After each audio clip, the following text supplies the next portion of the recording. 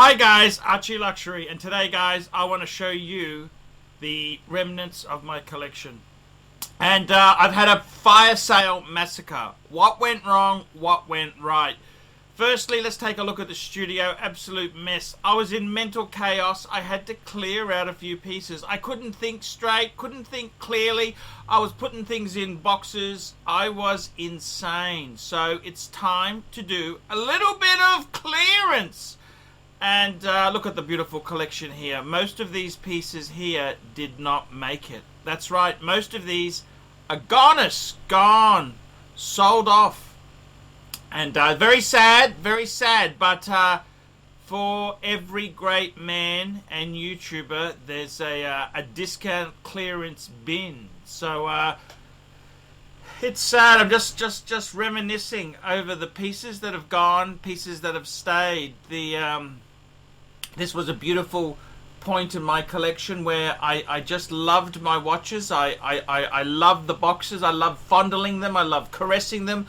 I loved everything about high-end luxury timepieces. Who would have known Archie would become a madman and has sold most of these pieces off here. Every row here has had two pieces gone. Out of this 9-piece combo family feed, only 3 pieces remain. So let's talk here. Let's have a look at these pieces and see what remains and see what the sentiment is here. Beautiful collection, Arch. This is a collection anyone would be proud of. And I can see a lot of these people here did not survive. The Patek Philippe, the Grand Classique from Patek Philippe. Well, that was saved because it's in Hong Kong, and I got to pick it up. It's getting a service. Just had a service completed. I'm about to jump on a jet plane and pick up my Patek Philippe.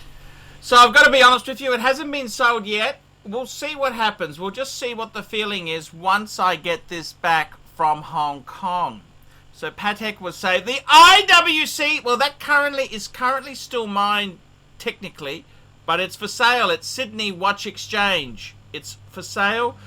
The Breitling Super Ocean Heritage 2, and unfortunately, it was sold off. This was a minty example.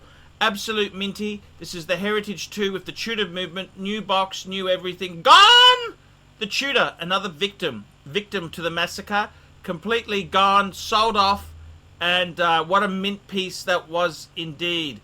The Reverso, that stays. It currently needs a very expensive service. It's gaining about 5 minutes a week. It needs a service. The Explorer 2, kept, yes. That's one thing that survived, the Explorer 2. Don't sell Rolex! Don't sell Rolex. Explorer 2, that's so lucky that piece did survive the price massacre. Oh no! The Breguet.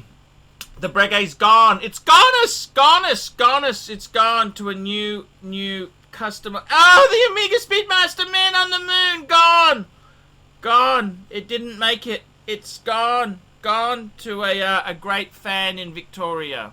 I must say, that's a classic, iconic piece. Archieluxury will be remembered forever for the Man on the Moon. And the Hoya, the Caliber 11. This was the very sexy Steve McQueen.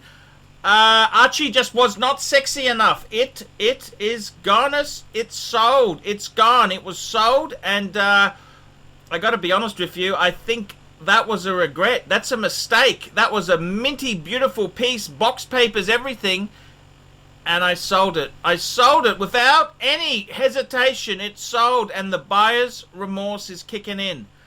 I've got to tell you, it's a very, very hard feeling. The buyer's remorse. This collection here, these are 9 of the pieces. There's still more pieces that went. The Panerai that was not actually in this this photo shoot here. That has gone. The Milgauss, well, that's a new addition. That has stayed there.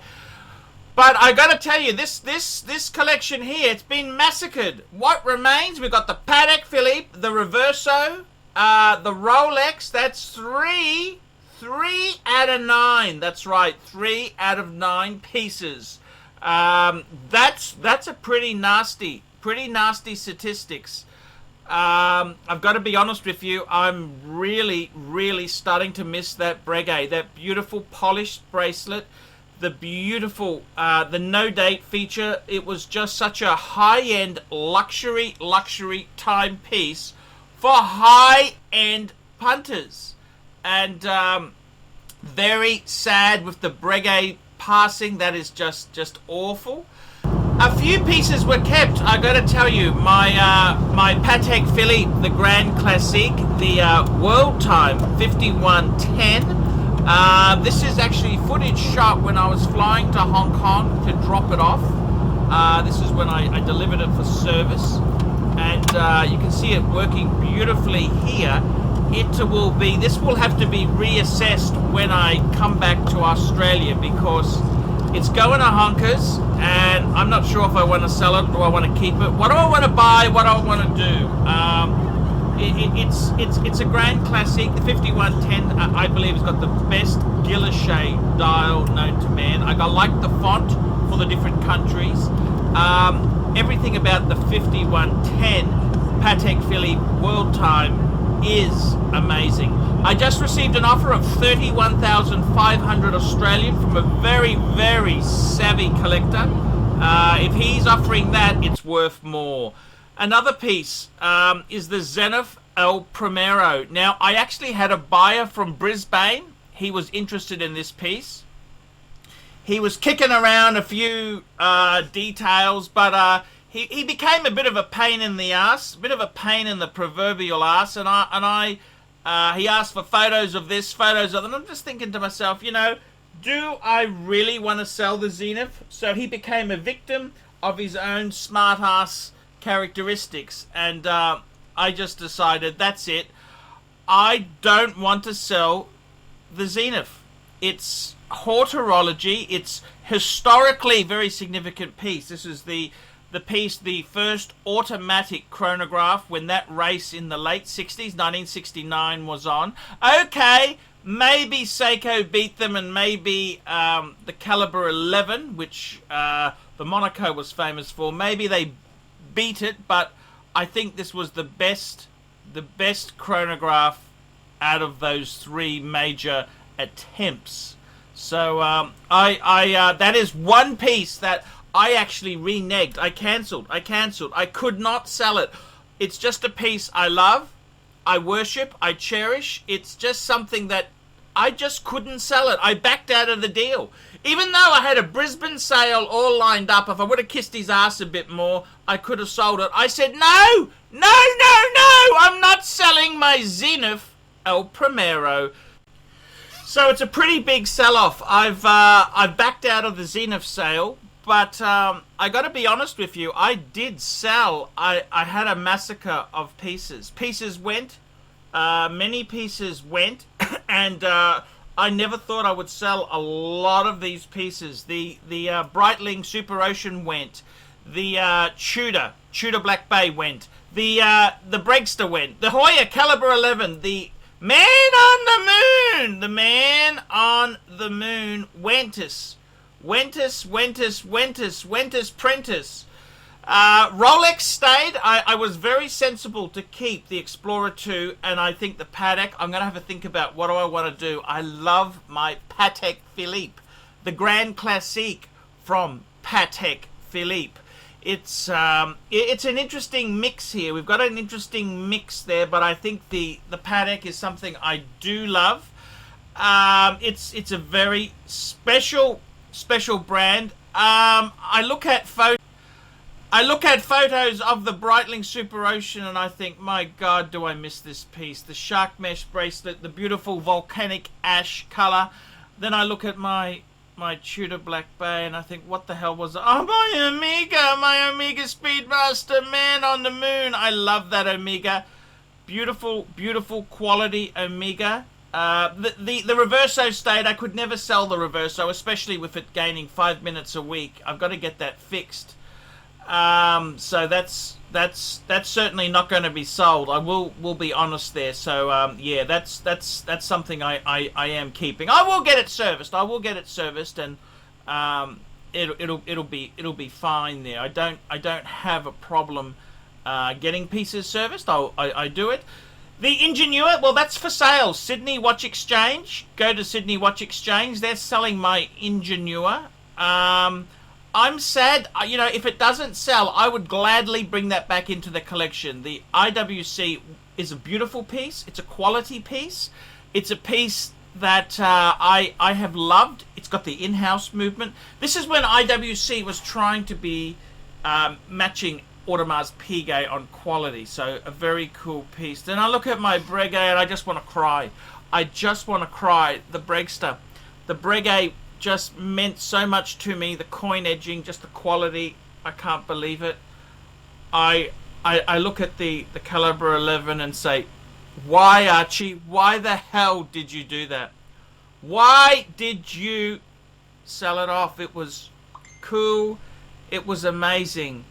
I've got to be honest with you there.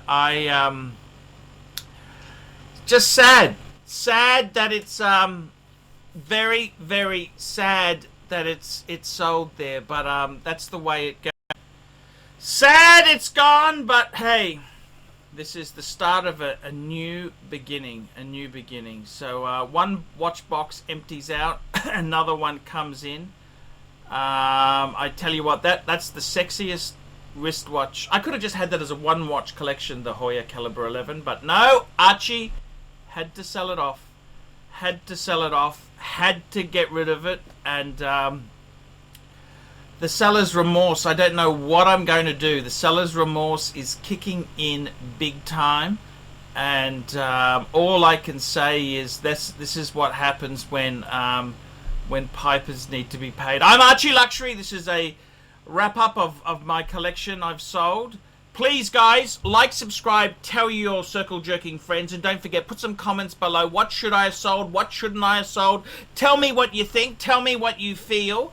I'm Archieluxury, and going through very, very hard times. And please, guys, put a few really nasty comments below. Kick a man when he's down. He may not get up again. See you later, fuckers!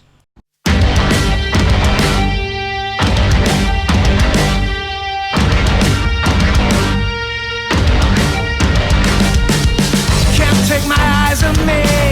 My thoughts on me just grow and grow and grow.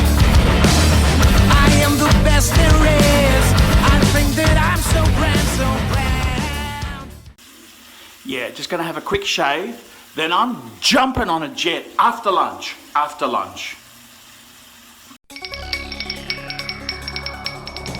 I'm only signing it because it costs nothing.